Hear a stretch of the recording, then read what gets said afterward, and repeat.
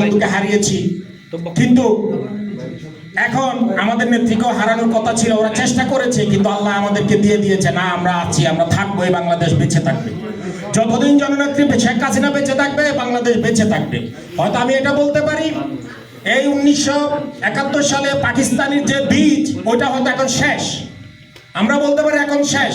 আমরা যেদিন জননেত্রী শেখ হাসিনাকে নিয়ে বাংলাদেশে যাব, সেদিন এই পাকিস্তানের বীজ বাংলাদেশ থেকে চিরতরে নিবৃত হবে, আর কোনোদিন বাংলাদেশে মাথা উঁচু করে দাঁড়াতে পারবে না, ইনশাআল্লাহ। এটাই আমাদের শপথ।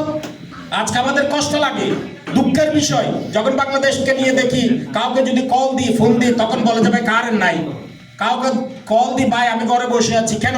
বলতে আমার গাড়িতে তেল নাই, আমি তেল নিতে পারি না। মজার কথা, কিছুদিনের মধ্যে আমাদের এটা সামনে চলে এসেছে যে আর আপনার গাড়িতে তেল ঢুকাইতে হলে ডিসি পারমিশন নিতে হবে। কি সুন্দর বাংলাদেশ, আমাদের নোবেল লরিয়েটের বাংলাদেশ। এটা নতুন বাংলাদেশ আমরা আছি। আমাদের ঘাবড়ানোর কিছু নাই, আমাদের নেত্রী জীবিত আছে, আল্লাহ রেখেছেন। বঙ্গবন্ধুর আদর্শের সৈনিকরা সারা পৃথিবীতে আছে, ইনশাআল্লাহ। আমরা বাংলাদেশে যাব, আমরা আবার বাংলাদেশকে মুক্ত করব।